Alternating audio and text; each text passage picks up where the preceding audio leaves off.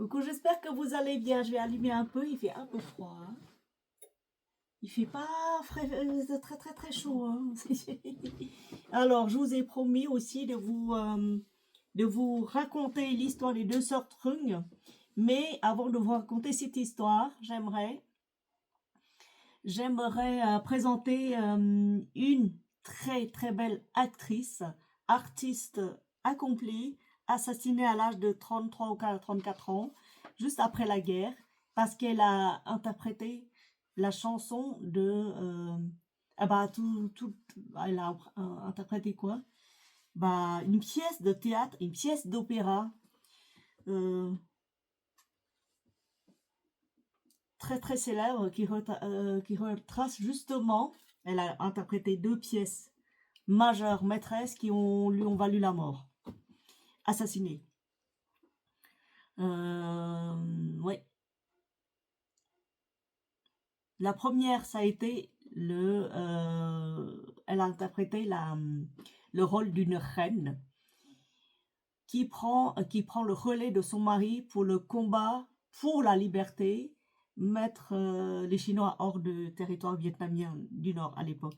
Parce que le Sud n'était pas encore vietnamien. Le Sud, c'était le royaume de Champa. Ce que vous voyez jusqu'à la pointe de Cama ou de là où partaient les réfugiés dans la nuit pour mourir soit en mer, soit atteindre une terre de liberté. Le Mui Camao, c'est la pointe de Camao, c'est vraiment vers le sud du Vietnam.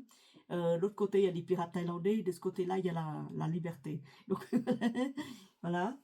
Donc, le sud vietnamien, le sud Vietnam n'a pas été encore vietnamien à l'époque, c'était en l'an 40 après Jésus-Christ. Donc, on parle à peu près il y a 2000 ans sur la terre du Vietnam. Deux femmes ont repris le flambeau de la résistance vietnamienne, ont mis dehors les Chinois pendant 3 ans et ont régné en tant que suzeraines. Donc, Tanya, c'est notre artiste, a interprété magnifiquement ce rôle, le rôle de la grande sœur, aidée par sa petite sœur, la sœur cadette, qui avait repris le flambeau de la résistance vietnamienne contre l'envahisseur en l'an 40. Et elle a interprété aussi le rôle d'une autre reine suzeraine, toujours contre l'envahisseur évidemment, hein. Sinon ce serait pas drôle, hein. Mais non, il est le même envahisseur, hein. Cette fois-ci, c'était un peu plus récent, en l'an 1200 et quelques, je crois. Oui, oui. Et elle a interprété une reine, pareil, une seule reine, l'unique reine, la veuve d'un roi, contre l'envahisseur chinois, hein. Voilà. Et après cette représentation, elle rentrait avec son mari et il se faisait tirer dessus, tout simplement. Je vous montrerai son visage sur l'écran. Une pure beauté, une voix c'est tellement beau que jusqu'à présent personne n'a réussi à tenir ce rôle-là. Il n'y avait que elle qui arrivait à tenir ce rôle-là. Et je peux vous dire que les billets se vendaient au prix d'or, hein. Il n'y avait plus de place. Quand elle se déplaçait quelque part, quand la troupe s'arrêtait dans une ville, les billets étaient déjà vendus à l'avance, 3 mois à l'avance, 6 mois à l'avance, voire 1 an à l'avance. Et ça se passait sur 3 ou 4 jours de suite dans une ville. Tous les soirs, ils chantaient la même chanson, les mêmes scènes, la même opéra. C'est l'opéra du Sud qui est la culture du Vietnam du Sud à l'époque. Il y avait plusieurs théâtres qui abritaient les troupes et les artistes étaient formés à l'intérieur de ces troupes pendant à peu près 5-6 ans. Ils formaient la voix, ils se formaient sur la voix, sur les tenues vestimentaires, ils se formaient ils étaient formés sur la tenue, voilà, et ils sélectionnaient les meilleurs, les plus beaux et les plus belles.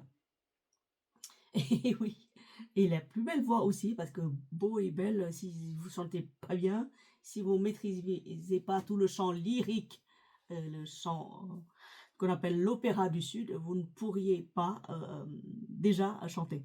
Et c'est clair. Vous donnez les rôles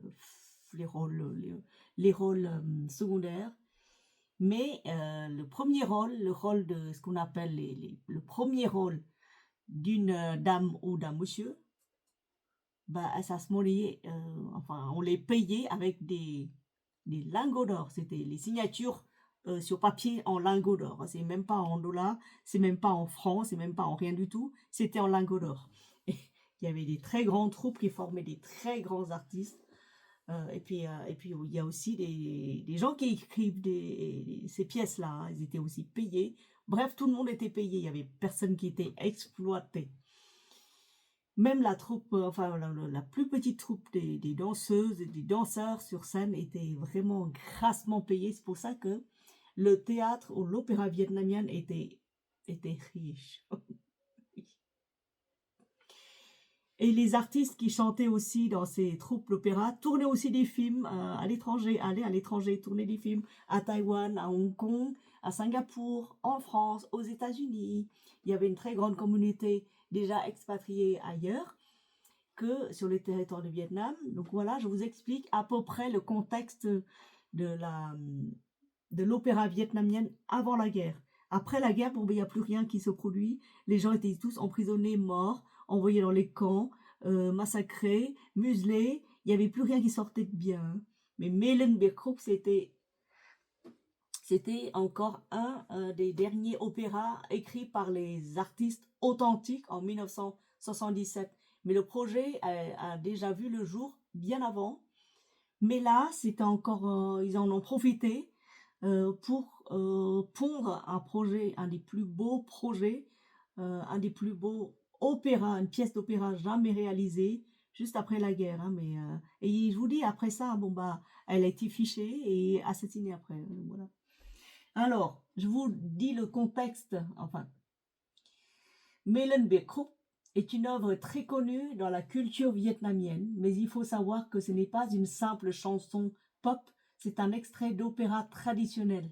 Cai Lung, je t'explique clairement. Alors, jeunesse vietnamienne, vous qui méprisez les Cai Lung, vous qui n'écoutez que les chansons, je sais pas, interprétées par les mi-hommes, mi-femmes coréens, donc c'est la mode.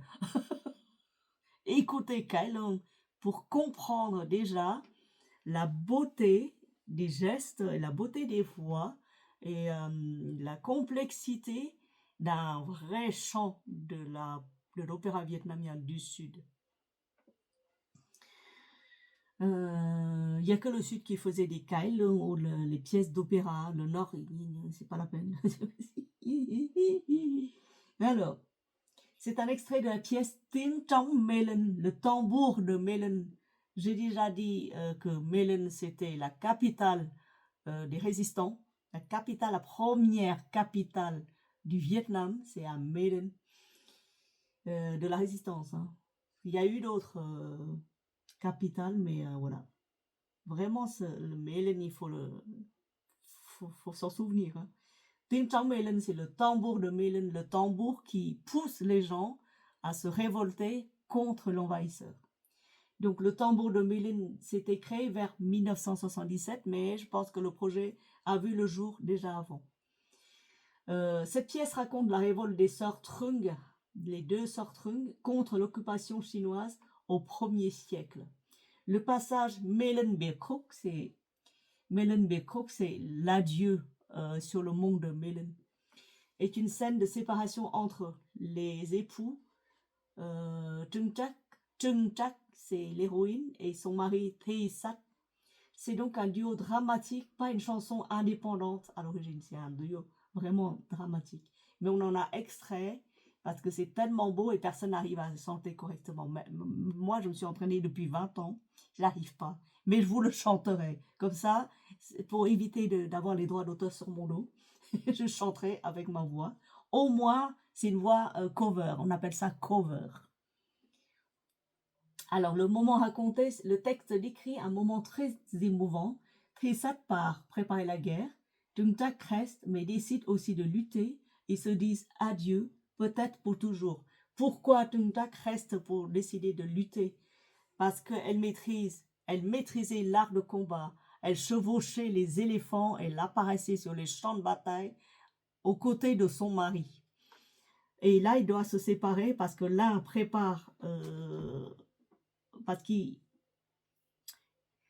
Tungtak, son mari, Trisat, son mari, est originaire du clan de Tang Vinh. Il maîtrise le Virvo Dao, mais du clan de Tang Vinh, c'est une autre méthode de combat.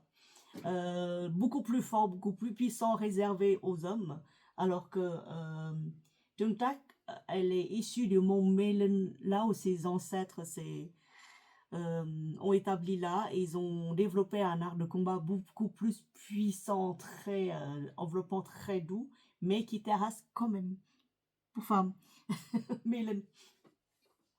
Je vous ai dit que le Virvada surpassait 4-5 fois largement le Kung Fu chinois. Ça, je vous l'ai dit. Donc ces deux-là, ils maîtrisaient l'art de combat, ils maîtrisaient l'art de la guerre, ils maîtrisaient tout. Et c'est pour ça que ils osent tenir tête à l'armée impériale chinoise. Ils se disent adieu peut-être pour toujours. C'est un au revoir avant la guerre rempli d'amour et de patriotisme. Amour, les Temprazos, c'est amour et sacrifice. Ils s'aiment profondément, mais on ne peut pas penser seulement à notre bonheur. Ils choisissent le devoir plutôt que l'amour personnel. Avant de partir, elle lui a remis l'épée forgée par une ancienne génération, très ancienne génération d'artisans, des forgerons. Une épée qui coupe le fer comme on coupe la boue. Et inscrit sur l'épée, je m'oublie, mais c'est pour ma patrie. Je m'oublie vraiment pour ma patrie. Alors, le texte insiste sur défendre le pays, lutter contre l'envahisseur. C'est un texte très, très émouvant. Et ça a été autorisé en 1977. Pourquoi? Parce que l'armée chinoise qui dominait le Vietnam et qui fournissait en armes le Viet Cong communiste vietnamien pour battre, soi-disant, les alliés qui sont les Américains, qui étaient les Américains à l'époque, c'était pas les envahisseurs, c'était des alliés du Vietnam, du Sud. Et bah cette bande de communistes vietnamiens du Nord, tout d'un coup se mettent en tête d'être amis avec l'URSS au lieu d'être amis avec Pékin. Donc du coup, les Pékinois, bien sûr, ils étaient fâchés parce qu'ils s'est dit, attends, je t'ai donné des armes pour battre en retraite l'Amérique. Je t'ai tout donné, pourquoi est-ce que tu veux aller plus de ce côté-là alors que moi, je t'ai aidé. Je t'ai pas demandé grand-chose, je t'ai demandé juste de donner la moitié de ton pays, par exemple, du Vietnam. Mais t'as pas voulu, tu veux faire la guerre, et on va faire la guerre à la frontière. Donc du coup, le communisme du Nord, ceux qui ont envahi le Vietnam, tout le Vietnam, a décidé d'être contre les Chinois. Pas pour longtemps. Mais ils étaient contre à l'époque, donc du coup, les artistes, ils en ont profité pour pondre de très belles chansons contre l'envahisseur chinois. Et donc, à l'époque, ça passait bien. Ça passait bien, et après, un an après, elle a été assassinée parce que ça passait mal. Voilà. Comme ça. Oui, assassinée. L'actrice principale assassinée en sortant de sa représentation. Alors, le texte insiste sur défendre le pays, lutter contre l'envahisseur chinois. Leur séparation devient un acte patriotique, pas seulement sentimental. La douleur de la séparation, la tristesse, la promesse de se retrouver, le courage malgré la peur. Ce soir, on se sépare pour que demain, on se retrouve. C'est une chanson sur l'amour sacrifié pour la liberté, la loyauté, le destin tragique des héros. Alors, les interprètes célèbres, très célèbres, Tanya, l'actrice, elle est née en 42, elle est décédée en 78, donc un an après. Grande star du Cai, le vietnamien de l'opéra vietnamien du Sud, considérée comme l'une des plus grandes actrices, chanteuses du théâtre traditionnel de tous les temps, sur la terre de Vietnam. Si elle apparaissait en public en France, en fait, elle est classée parmi les 4 beautés les 4 beautés de Saipan à l'époque, les 4 beautés de Vietnam du Sud à l'époque. Elle incarnait souvent des héroïnes fortes comme Tung Tak. Elle est tragiquement décédée, ce qui a renforcé sa légende. C'est une légende vivante. Son jeu était connu pour être émotionnel, noble et intense. Jusqu'à présent, personne n'arrive à la surpasser. Personne. Et Tan Sang, acteur et chanteur célèbre de Kalung aussi, c'est son homologue, son partenaire masculin, spécialiste des rôles masculins héroïques et partenaire artistique emblématique de Tanya. Ces deux-là, ils étaient inséparables.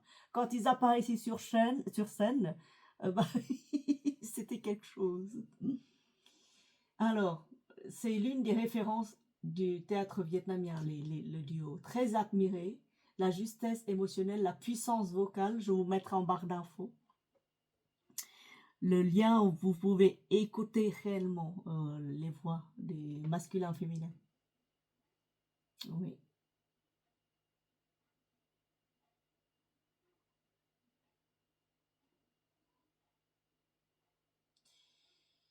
Bah, conclusion, c'est Melen Birkhoop. C'est le tambour de Melen. Le adieu sur le mont de Melen. C'est une scène d'adieu avant bataille, un mélange de romance tragique et de patriotisme. Une œuvre majeure du théâtre vietnamien.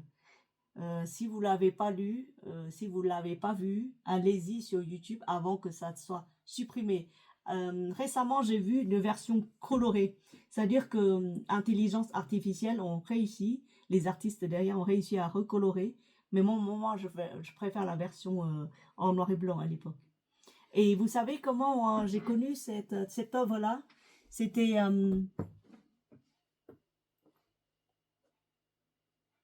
j'avais quelques années, c'est tout. J'avais 4-5 ans, je crois, quand ils ont repassé à la télé. Et la télé, elle est toute petite comme ça. Elle est toute petite. C'était un carré, c'était une boîte. Et puis moi, je me plaçais toujours derrière parce qu'on était 50 à aller chez la voisine pour regarder. On était 50. Réellement, j'étais placée tout derrière. Et à un moment donné, on m'a dit, viens devant, t'es tellement petite, tu vas rien entendre, tu vas rien voir. Et c'était une toute petite télé en noir et blanc. Hein. Et on était 50 hein, dans le village. À regarder ça.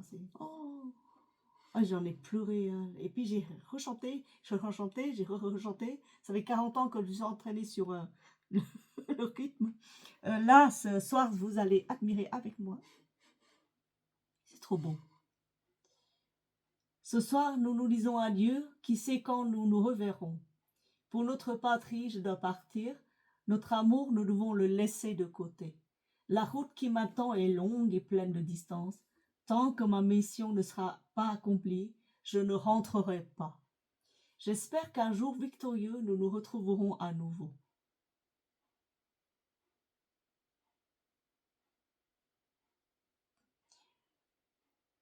Ouais, c'est la dernière fois qu'elle a vu son mari partir. La dernière fois. Lors d'une des très grandes batailles, son mari a été capturé par les Chinois, brûlé vif. Mais elle n'a pas oublié la nuit d'adieu. Elle n'a pas oublié. Elle a dit la patrie d'abord. Je ne me rendrai jamais. Donc les deux sœurs Trung ouvrent une page héroïque à tous ceux qui aiment leur pays. C'est un modèle, non, c'est pas uniquement pour le Vietnam, mais aussi un modèle pour tous les peuples qui aspirent à la liberté. Le Melen Birkhoop introduit aussi un chant sacré pour le féminin sacré qui s'incarnait sur Terre à cette époque-là. Féminin sacré qui était sous forme de légende les deux reines, les deux sœurs Trung. Je vous la chante, chantez avec moi. Vous m'excuserez que je suis fatiguée, c'est pour ça.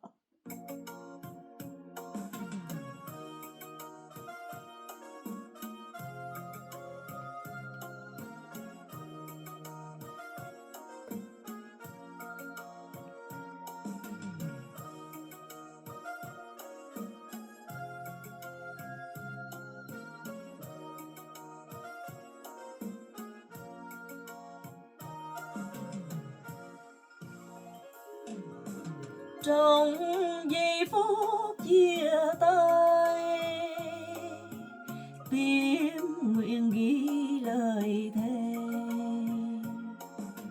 Tuy xa nhau muôn dặm dài, nhưng có nhau kề vai trong chinh chiến, dẫu muôn đắng cay chi sờn.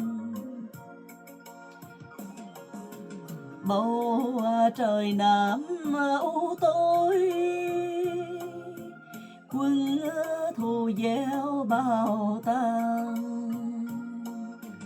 Ta như riêng đâu đành lòng, đêm máu xương cùng muôn dân son sắc, nhớ nhau chớ quên câu thề.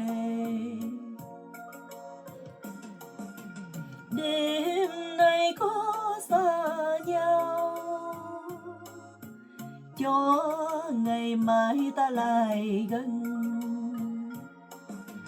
Ôi trăng sao trên bầu trời, như sáng soi đường ra biên ái, có em dối theo chân chàng. Kia hồn thiên sông núi, nghe từ xa vọng về. Ta chúng nó ngăn giặc thù, mai mốt đây nhìn non sông tươi thắm, ngày về vinh quang.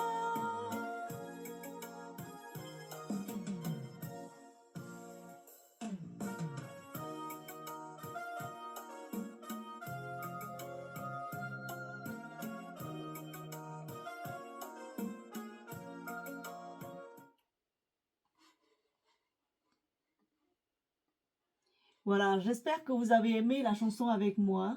Alors,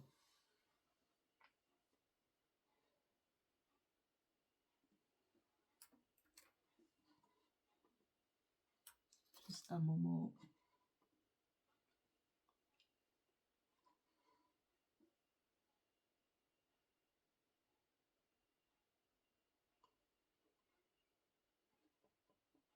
Oui. Ce soir, nous nous séparons sans savoir si nous nous reverrons.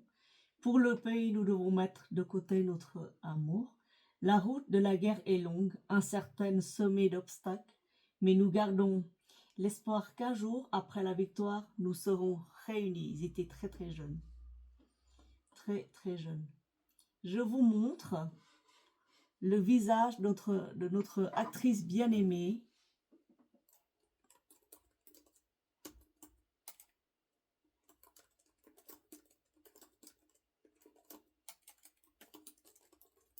Et je vous mettrai en barre d'infos la chanson.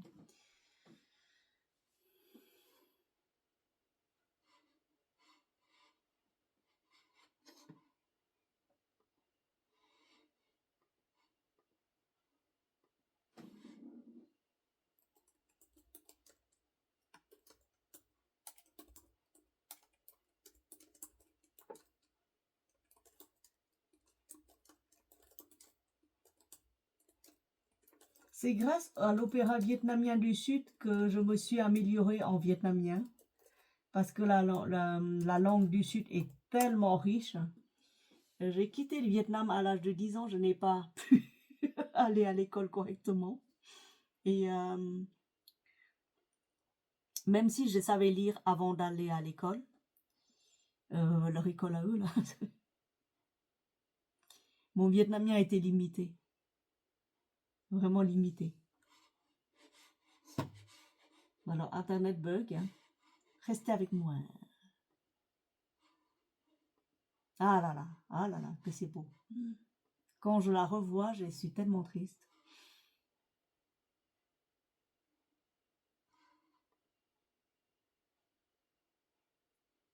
Ouais, récemment, ils ont coloré sa voix, ils ont coloré sa tenue. Et leur tenue, au lieu d'un noir et blanc, c'était coloré. Mais la beauté reste très très belle, elle est très belle. C'est une des 4 beautés de l'époque. Magnifique.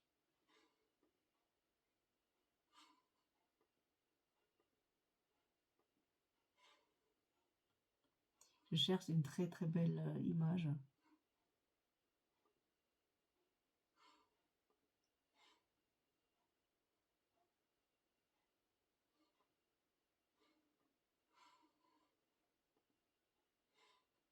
Et il y en a plein qui ont essayé de...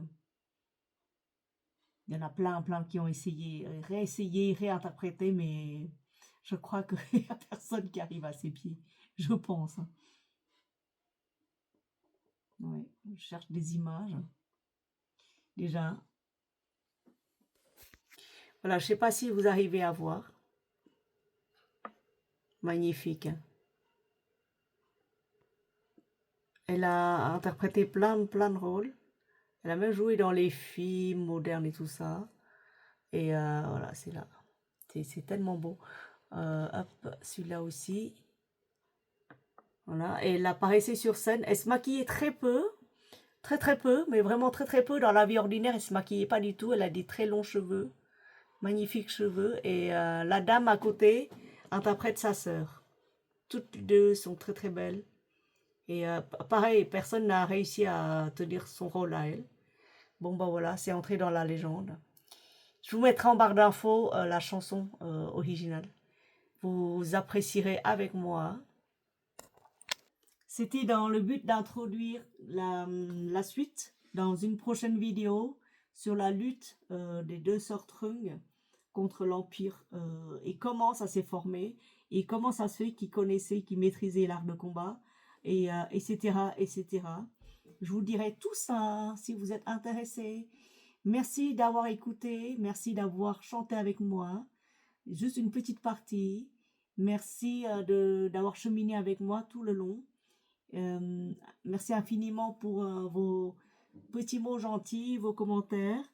Et merci d'être resté simplement à m'écouter. C'est déjà beaucoup. Belle soirée ou belle journée à vous. Bisous, bisous.